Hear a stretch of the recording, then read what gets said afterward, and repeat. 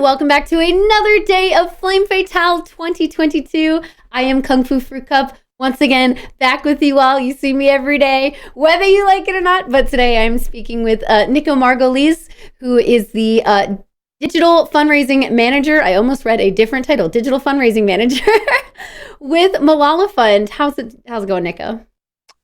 It is great. I could not be more excited for another incredible event with you all. I'm actually rocking my Flame Fatales shirt from 1 year ago. Oh my So gosh. always loved the merch with all these events, and Yes. thrilled to be a part of this. Yes. Speaking of merch, we have some amazing merch out for this event. Oh my goodness, you all need to go check it out. It's so cute. It's just great art. We have like stickers and shirts and all kinds of wonderful things. So please check that out. Now, so I have been speaking with Nicko actually for the last couple of events, so a couple of years at this point, helping to organize all of these interviews and things like that. But so it's such a pleasure to actually speak with you in person or like over video, not an email format, to like get to know you a little better and to give you your space to talk about what you do with Malala Fund. So as digital fundraising manager, tell us a little bit about what that is and what that means. Yeah. Well, it is very nice to speak with you as well. Email is wonderful and an incredibly helpful tool, but seeing people's faces is also wonderful. Right, And, exactly. way more fun. Yeah. So I would say a lot of my life is, on email and coordinating these wonderful, working with people like you. And so my role is, getting support for the incredible work that my colleagues and everyone at Malala Fund is up to. So, that involves sending out updates to our supporters, doing kind of special fundraising campaigns. I have a really fortunate role where part of my work is kind of hearing from my colleagues about incredible stuff we're doing, incredible support, hearing, stories of girls, stories of our programs. Mm-hmm. And then the other piece is sharing all that work. So, I really feel like I have a very privileged and wonderful role at the organization. Small piece, but very fun. No, it's great. You have so much go between. I'm really curious more about actually several things that you mentioned, but for one, some of these fundraising campaigns. Can you tell me what goes into that and how you're involved in that? Yeah.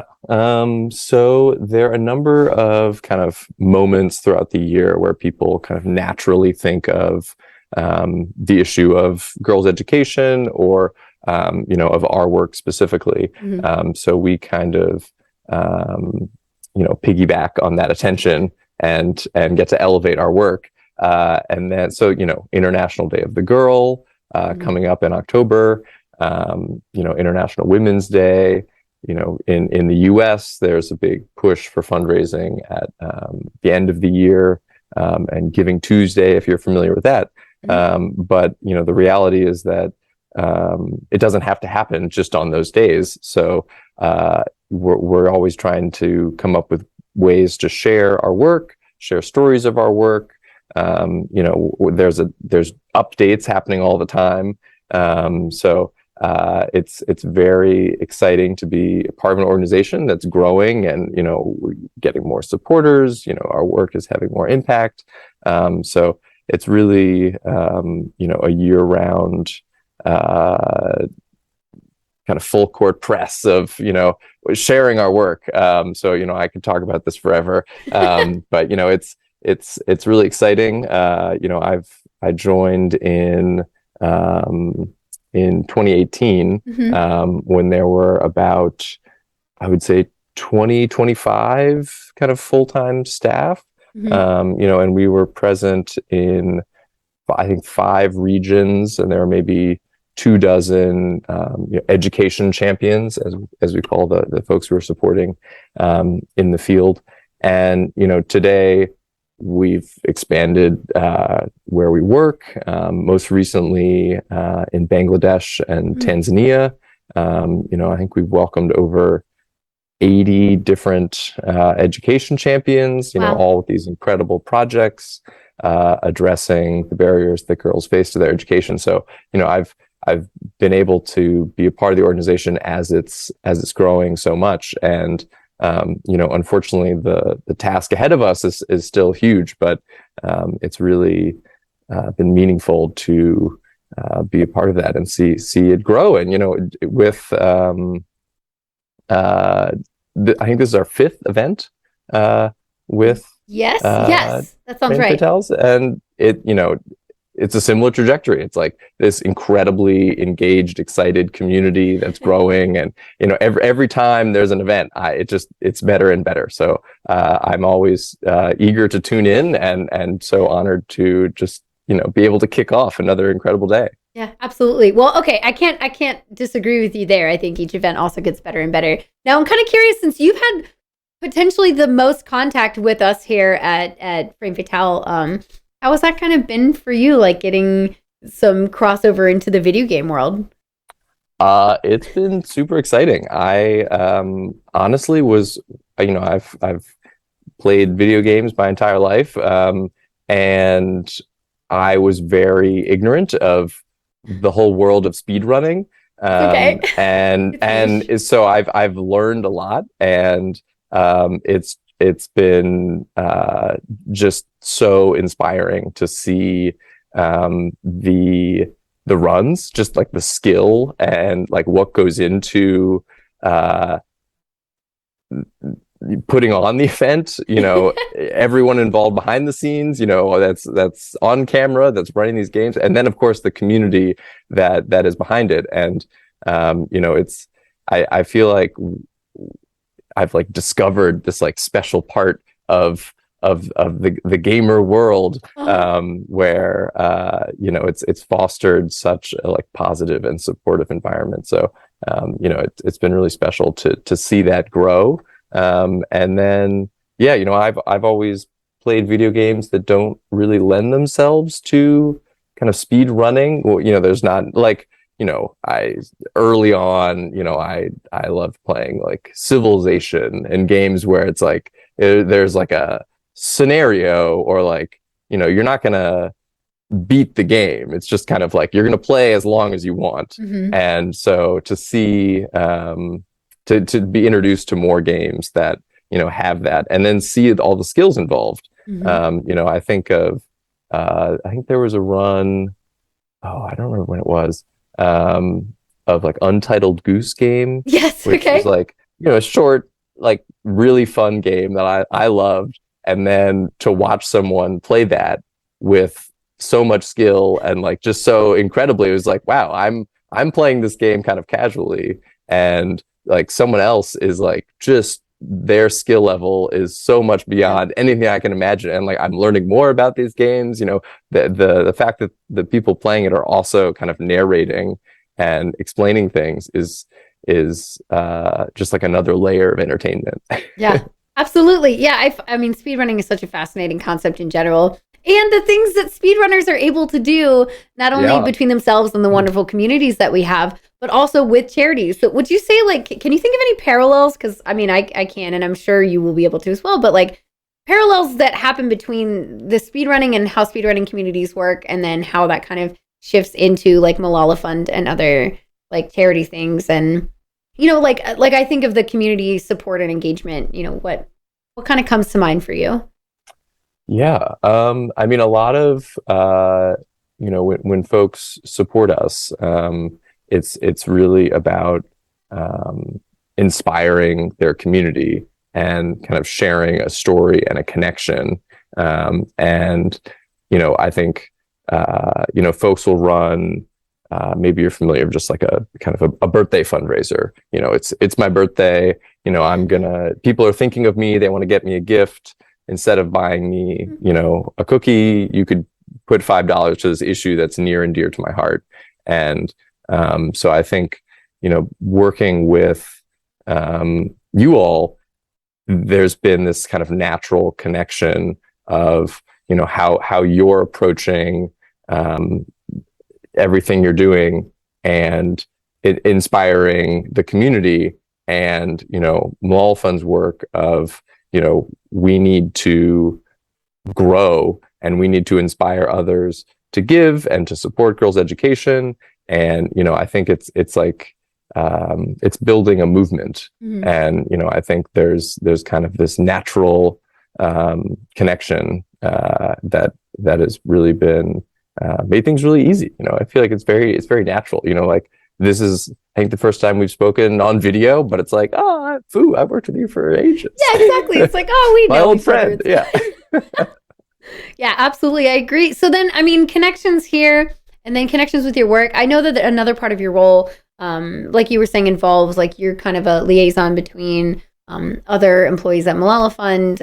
So like you have that intermediary position. And so I kind of am curious to see like how that is for you and what it's like being able to connect with, I assume, girls around the world and other people with Malala Fund and all of that, like what that has been like for you. Because I know that for me, it's been so wonderful to speak with so many people working with Malala Fund over the years. I can't even imagine what it's like for you all the time. Yeah. I mean, it's kind of funny to be speaking with you because I don't normally take on kind of like a public facing role. I'm someone who very much likes to like I'm not the voice you need to hear from. Like whenever I'm talking about Malala Fund's work, I always want to make sure that yes, thank you for listening to me, but also please go check out assembly@malala.org. And hear the stories of girls, listen to girls' voices directly, and that's like part of a key element of Malala Fund that really attracted me to the organization was so much of the approach is about elevating girls' voices, bringing girls' voices bringing girls directly into kind of the halls of power. And a lot of people exclude girls from positions of power and spaces of power, and it's to everyone's detriment. The world is worse because girls are not being included. So it's I'm in a very lucky role where I'm kind of acting as this go-between where I'm just passing along, all these great stories and great work. So it's worked out to be a really fortunate role to have. Yeah, I could see that. Well, that's awesome. Now you said, okay, so before I let you go, you were saying that there are all these wonderful things you want to promote within Malala Fund for people to check out, including Assembly, which is at assembly.malala.org, which I can't say enough. If you could pick like 2 or 3 other places that you're like, these are the things that you need to see with Malala Fund, like go check this out here, where would you direct people to? Ooh, great question. I mean, I think top of my mind, I'd think of one of the more recent issues of Assembly was talking about kind of student athletes. And there was a great piece by a Nepali student who's writing about kind of unequal treatment of boys and girls in school sports.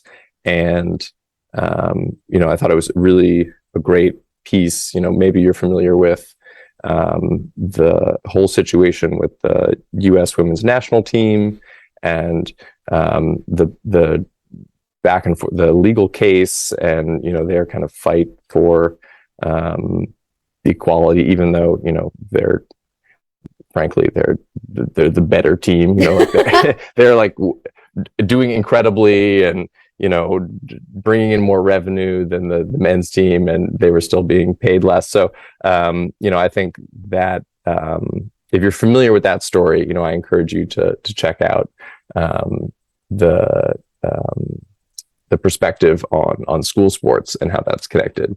And then another recent piece was about climate change and the climate crisis. I know this week you're speaking with my colleague Chisom, who put together this amazing toolkit for young activists. And it's a collection of resources and materials to I think understand the climate crisis kind of the concepts of climate justice and ways that you can really get involved and help. So I think one piece of Malala Fund's work that is really that I hope more people engage with is, there's an element of learning about the issue. You can read the reports and the data if this is, if you're that type of person that needs proof that girls' education strengthens the economy and creates jobs, like we've got the report for you. Right. If you want the research that girls' education is making communities more resilient to conflict and more prepared for climate change, then that information is on our website. We've got beautiful long reports to share that data, and then obviously there's the direct impact that you can make by donating, and there's a lot of details about the education champions and kind of these beautiful profiles of all the work they're doing, and how you can help. But then there's also this other piece of educating yourself and making yourself an activist. Yeah. And so I think that's this critical connection of these kind of pillars of our work that you can all do at malala.org. So. Yeah, absolutely. So malala.org is just the best place to start, and then you can access that toolkit and you can read all the assembly stories, and there's other social media accounts to follow. So please go check all that out. And like Nicko was saying, make sure you donate, because not only do we have awesome incentives to unlock and prizes that you can win, but you're supporting such a wonderful cause, helping girls learn and lead and be educated all around the world. So thank you so much for speaking with me today, Nicko. It's awesome to get to speak with you over a call for once. It was wonderful. And you're great. And now we are going to get into the actual content with the marathon. So enjoy the rest of your day, everybody. Look forward to more Malala Fund information and more speedruns coming up. Thanks so much. Thank you.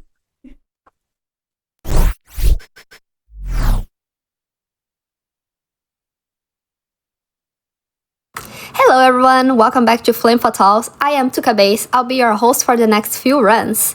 Can you believe it's Friday already? I'm so excited. We have such a fun day ahead of ourselves. So get your cold drinks ready. First of all, I would like to remind everyone that we have some incentives going. We have a bid war to choose the party members for Phantasy Star 4.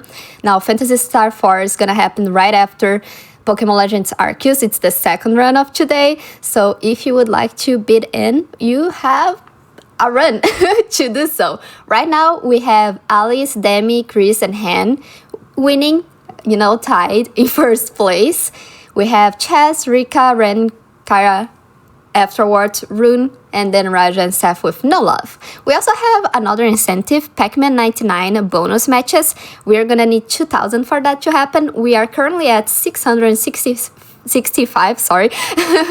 So if we want that to happen, we're gonna need to raise a little bit. I know we can do it. We have 2 runs before that, so I'm sure we can do it.